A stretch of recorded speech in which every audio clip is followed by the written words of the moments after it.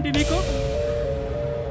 సాయంత్రం ఓ గంట ముందు వెళ్ళడానికి పర్మిషన్ కావాలి సార్. పర్మిషనా? ఏంటి ఇవాళ కూడా మళ్ళీ పెళ్లి చూపులా? చూడు మాధవి, ప్రతిసారిలా పెళ్లి చూపులంటూ పర్మిషన్ అడిగితే కుదరదు. ఈ నెలలో పర్మిషన్ అడగటం ఇది 3వసారి, గుర్తుందా? నెలకి 3 సార్లు, సంవత్సరానికి 36 సార్లు పెళ్లి చూపులకి పర్మిషన్లు. నీకు పెళ్ళి ఎప్పుడుతుందో తెలియదు కానీ ఆఫీసులో పనంతా పెండింగ్లో పడిపోతావు. ప్లీజ్ సార్, ఈ ఒక్కసారికి. ప్రతిసారి ఇదే మాట, ఈ ఒక్కసారికి అని. చిచ్చి, అయినా వచ్చే పెళ్లి కొడుకు వర్కింగ్ డేస్లోనే రావాలా? ఈ ఆదివారాలు వచ్చి చావచ్చుగా.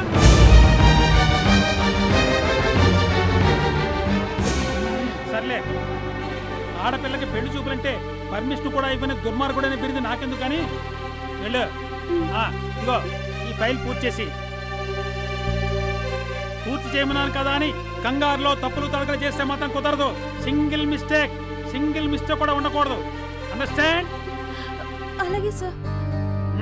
You can go.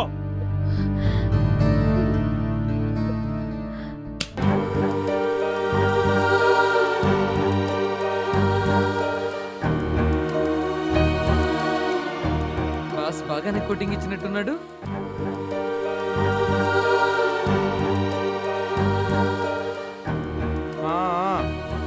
కోటింగ్ తో పాటు పర్మిషన్ కూడా ఇచ్చినట్టున్నాడులే. ఇవ్వకేం చేస్తాడు సార్, మన బాసు మనసు మీలాగే వెన్నపోసా.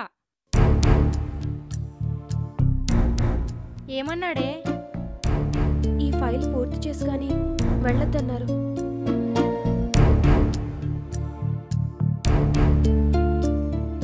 ఇప్పుడు ఈ ఫైల్ మొత్తం పూర్తి చేయాలా? వాడు మనిషి కాదు, రాక్షసుడు. అవునమ్మా, జీతం తీసుకోవడానికి ఏ నొప్పి ఉండదు, పని చేయటానికే అన్ని రకాల నొప్పులను. పని గురించి మీరు చెప్తున్నారా? లక్ష్మి, ఆయన అన్న దాంట్లో తప్పేముంది? పెళ్లి చూపులు మాధవి పర్సనల్ ప్రాబ్లం, టైంకి పని చేయడం ఆఫీస్కి సంబంధించిన ప్రాబ్లం. అబ్బా ఊరుకోండి పాపం, అస్సలే మాధవి టెన్షన్ పడుతుంటేను. ఏం చేస్తాం, టెన్షన్ పడితే పని కాదు పెళ్లి కాదు.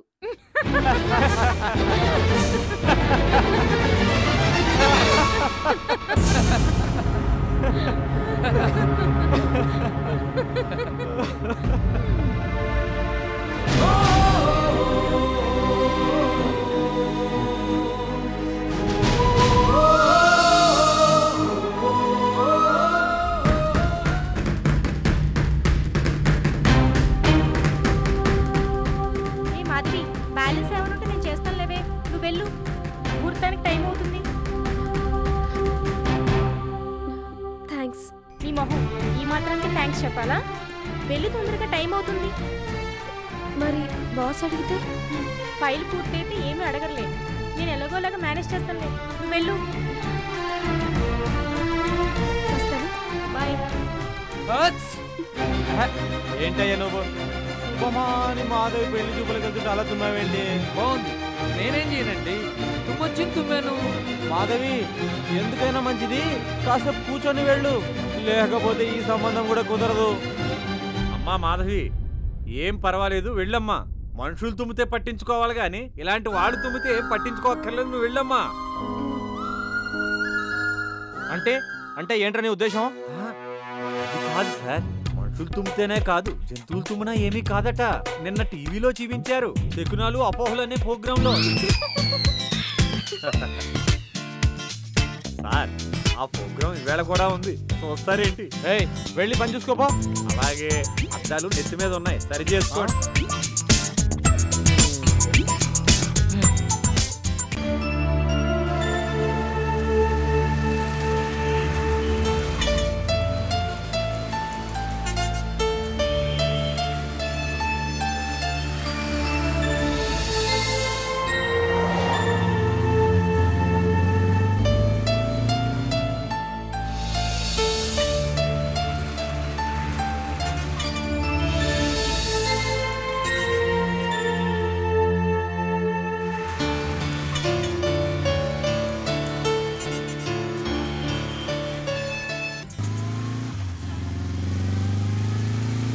శాస్త్రి, ఓయ్ శాస్త్రి.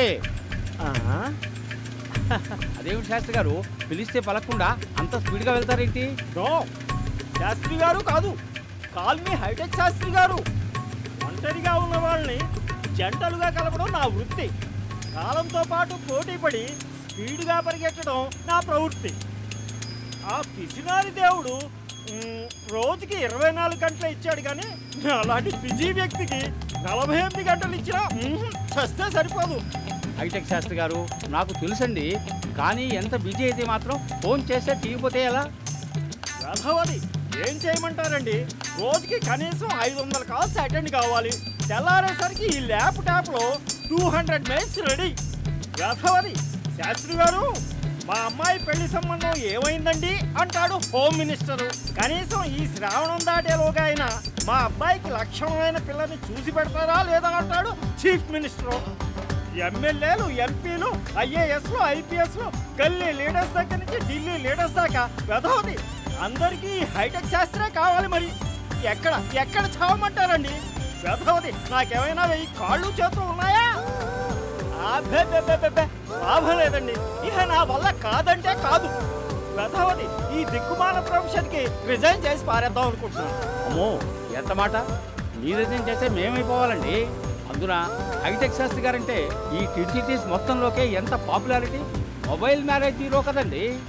అయితే మాత్రం ఎంతకని చావనండి. అక్కడికి ఏడాదికి కనీసం 1000 పెళ్ళిళ్ళు చేస్తూనే ఉన్నాను. ఇంకా అంటే వెధవది ఏం చేయమంటారండి? ఈ దిక్కుమాలిన ఫోను 24 గంటలు కుయ్యో అంటూనే ఉంటుంది. ఈ దరిద్రపు కొట్టు ల్యాప్టాప్ నాన్ స్టాప్గా మొర్రో అంటూ మోగుతూనే ఉంటుంది. ఇక నా వల్ల కాదంతే. చూడండి హైటెక్ శాస్త్రి గారు, మీరు ఫుల్గా బిజీ అని నాకు తెలుసండి, కానీ అయినా కూడా నా కోసం, అదే మా అబ్బాయికి ఓ మంచి సంబంధం చూడాలంతే. సరే, ఏం చేద్దాం, అలాగే కానిద్దాం.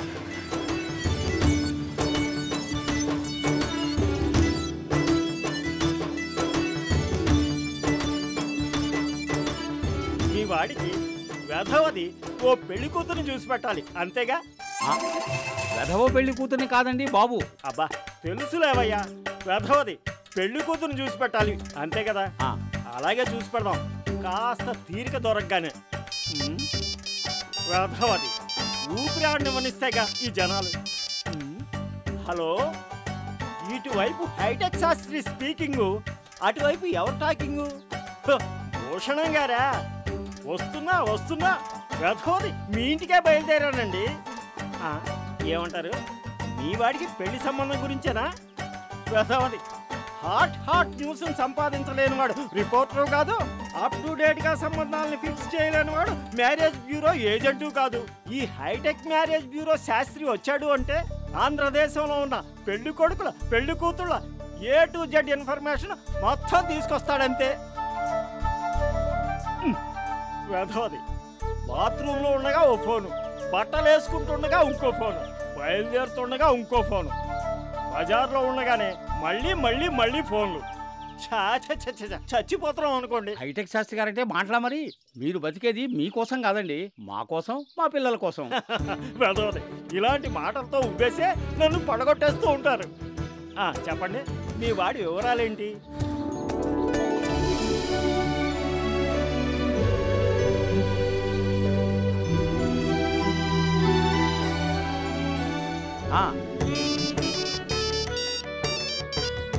హలో భూషణం గారు, అబ్బబ్బబ్బబ్బా వచ్చేస్తున్నానండి బాబు. కింగ్స్ వేలో ఉన్నాను, కొండాపూర్కి మరో అరగంటలో చేరుకుంటాను. వెధవది ఇక లాభం లేదండి, ఆ పెద్ద మనిషి నన్ను నిలబడనిచ్చేలా లేడు. మరి మా అబ్బాయి పెళ్లి సంబంధం? వెధవది ఫిక్స్ అయినట్టే అనుకోండి. ఈ హైటెక్ శాస్త్రి రంగంలో దిగాడు అంటే ఈ ఏడాదికి మీరు మామగారు, వచ్చే ఏడాదికి తాతగారు, అంతే. చాలా సంతోషం శాస్త్రి గారు. నో, శాస్త్రి గారు కాదు, కాల్మీ హైటెక్ శాస్త్రి. పెళ్ళిళ్ళు కుదర్చబడేది అక్కడైతే మ్యాచ్ ఫిక్సింగ్లు జరిగేది మాత్రం ఇక్కడ.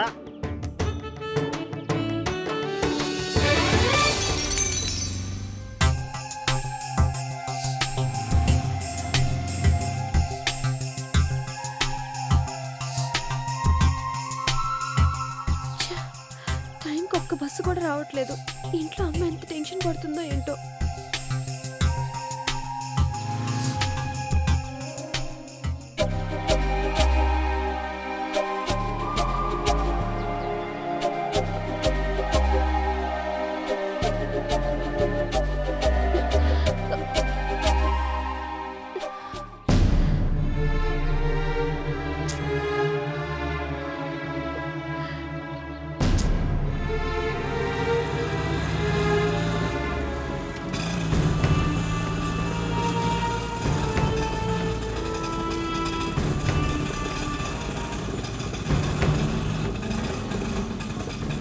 మాధవి,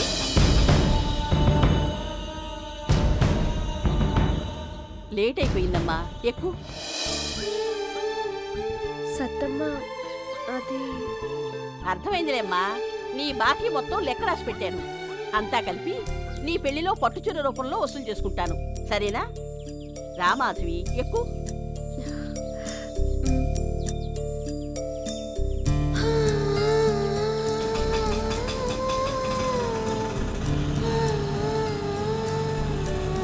పాటికి నువ్వు వెళ్ళిపోయి ఉంటావు అనుకున్నాను.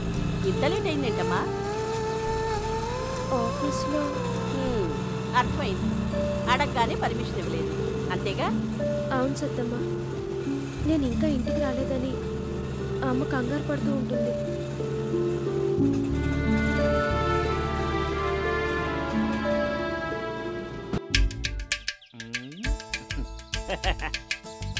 అయినా ఏ మాటకి ఆ మాట చెప్పుకోవాలండి.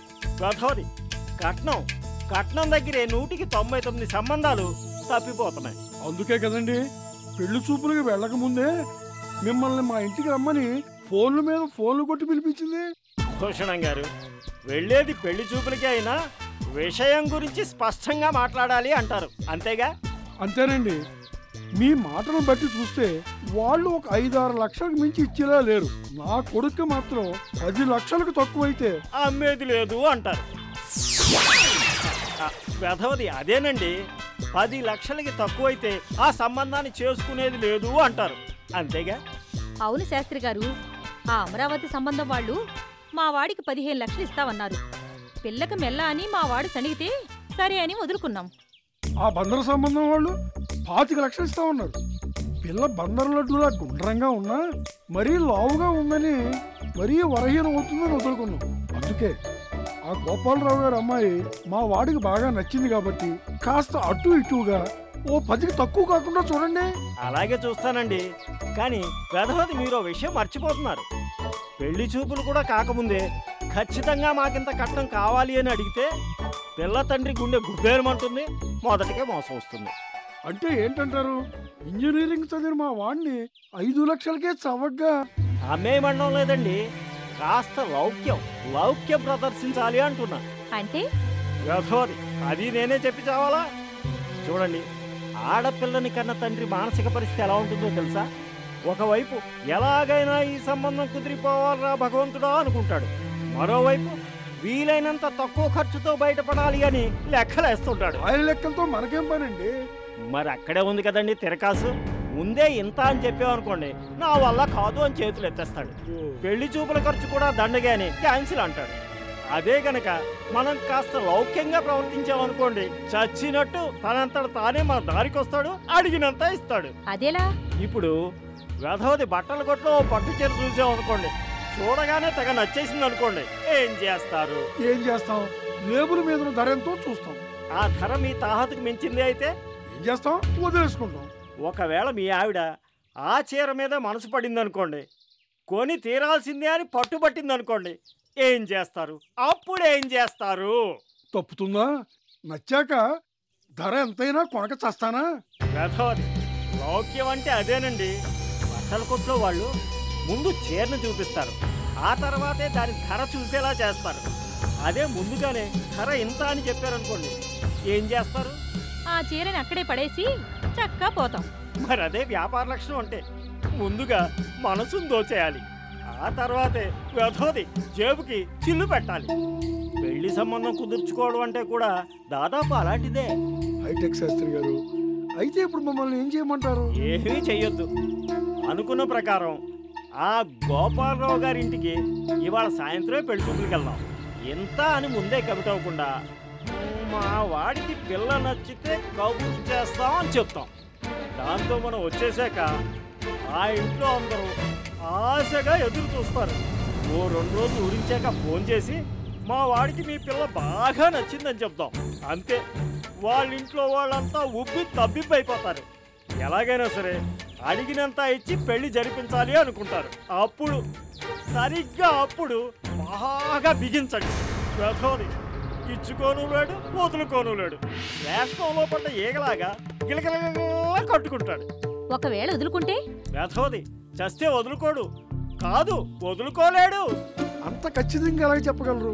ఎలాగంటే ఇప్పటికి నేను 1000 పెళ్లిళ్ళు చేయించాను కాబట్టి, 1000 మంది ఆడపిల్లల తండ్రుల మనస్తత్వాల్ని స్టడీ చేశాను కాబట్టి. వ్యధోది పిల్లాడికి పిల్ల నచ్చిన తర్వాత కట్నం ఎంతైనా సరే తలను తాకట్టు పెట్టైనా సరే తెస్తాడంతే. తెచ్చేలా ఇంట్లో వాళ్ళు కోరు పెడతారంతే. భలేవారండి మీరు. మరి హైటెక్ శాస్త్రి అంటే ఏమనుకున్నారు? శుభం. అయ్యా, దూడను చూపించి ఆవు పాలు పిండుకున్నట్టే పిల్ల నచ్చింది అన్నాకే కోరినంత కట్నాన్ని పిండుకోవాలి. మీకు కావలసిన 10 లక్షలు వచ్చేలా చూసే పూచి నాది. సరేనా? మరి వాళ్ళ సాయంత్రమే పెళ్లి చూపులు. ఆ గోపాలరావు గారి అమ్మాయి మాధవే మీ ఇంటికి కాబోయే కోడలు.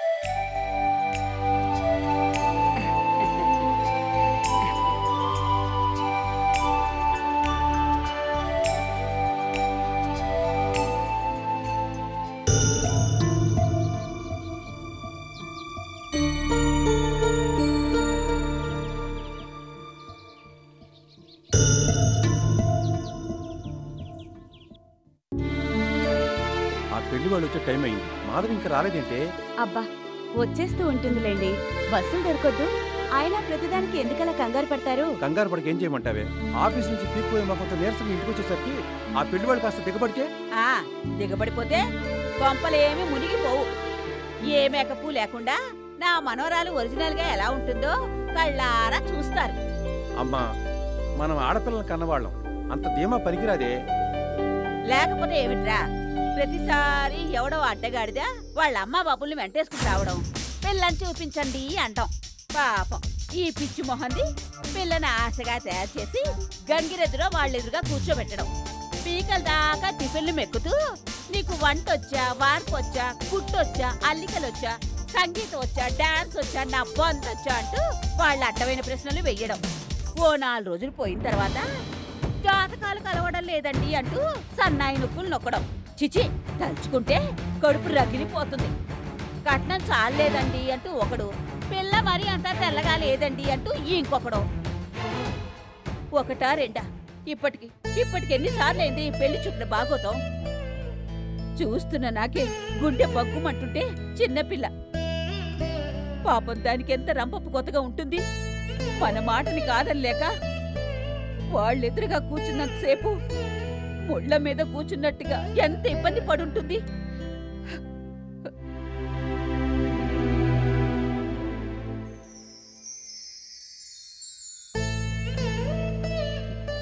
అత్తయ్య, ఆడపిల్లల కన్నాక తప్పుతుందా? ఆ దేవుడి దేవల్ల మన మాధవికి ఈ సంబంధం అన్నా కుదిరితే అంతకన్నా కావాల్సిందే ఉంది. అన్నట్టు సుశీల, నీలి మీదే మార్కెట్ దాకా వెళ్ళి వాళ్ళ అక్క కోసం మల్లెపూలు తెస్తానంది, ఇంకా రాలేదేమిటే? నానమ్మా వచ్చేసా. అమ్మా, ఇదిగో అక్క కోసం మల్లెపూలు, పెళ్లి వారి కోసం స్వీట్స్, కూల్ డ్రింక్స్. లోపల సరే. తొందరలోనే రెండోది కూడా రెడీ అయిపోతుందే.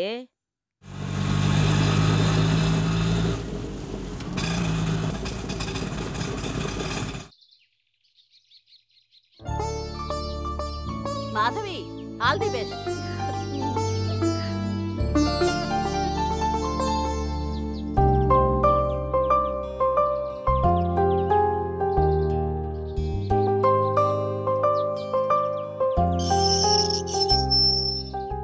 ఏంటమ్మా ఆలస్యమైంది?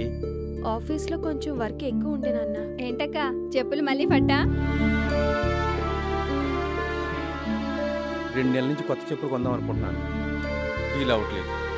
2 నిమిషాల్లో ఉఫ్ఫాన్ ఊదేయడానికి పెళ్లి వారి కోసం మాత్రం స్వీట్లు హాట్లు తీసుకొస్తారు. అసలు ఈ పెళ్లి చూపుల్ని ఎవడు కనిపెట్టాడో గాని వాన్ని దుడ్డు కర్ర పెట్టి. ఇది నాకు మా బాగా నచ్చిందే. తాలే ఊరుకోమ్మా, నీ అంట చూసుకునే దీని నోటికి అద్దు పద్దు లేకుండా పోతుంది. లేకపోతే ఏంటి నానమ్మ, ఈ పెళ్లి చూపులు వంగి వంగి సేవలు చేయడాలు. నన్ను అడిగితే మాత్రం గవర్నమెంట్ వాళ్ళు అవి బ్యాన్ చేసాం ఇవి బ్యాన్ చేసాం అనడమే కాదు, అసలు ముఖ్యంగా ఈ పెళ్లి చూపుల్ని బ్యాన్ చేసి పారేయాలి తెలుసా? పెళ్లి చూపులు బ్యాన్ చేస్తే మరి పెళ్లిళ్ళు ఎలా అవుతాయే? అయితే అవుతాయి, లేకపోతే లేదు. మనకేంటట నష్టం? చాలే నోరు మూసుకోవే.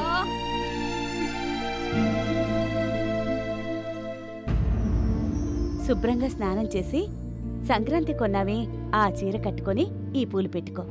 అమ్మా, ప్రతిసారి అలా గంగిరెద్దులా అలంకరించుకోవడం నా వల్ల కాదు. నేను ఇలానే ఉంటాను. మాధవి, ఈ ఒక్కసారికి నా మాట వినవే. వింటూనే ఉన్నాను కదమ్మా. ప్రతిసారి నీ మాట కాదనకూడదనే అలంకరించుకోవడం, షోకేస్లో బొమ్మలాగా ముక్కు మొహం తెలియని ఎవడి ముందో తలంచుకుని కూర్చోవడం. చూడమ్మా, ఆడపుట్టుక పుట్టినందుకు ఇవన్నీ తప్పవని నీకు చాలాసార్లు చెప్పాను. తొందరగా తయారవ్వు.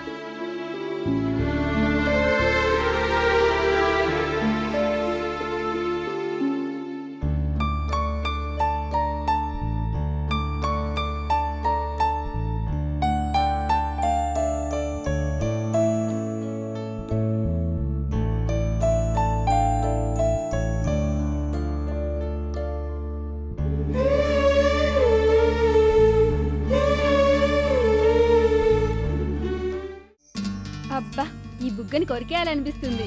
నీళ్ళు తిక్కు తిక్కుగా మాట్లాడుకో. అవునులే అక్క, ఈ మాట నేనన్నాను కాబట్టి ఇలా అంటున్నావు. అదే కాబోయే బావగారంటే మాత్రం ఎగిరికి అంతేస్తావు కదా. ఆనంద్ గారు, కంగ్రాచులేషన్స్. కోర్టు ఈవేళ మీకు విడాకులు మంజూరు చేసింది. నా కొడుకు నా అధీనంలోకి రావాలి. ఆనంద్ గారు, అది మీరు అనుకున్నంత తేలిక కాదు.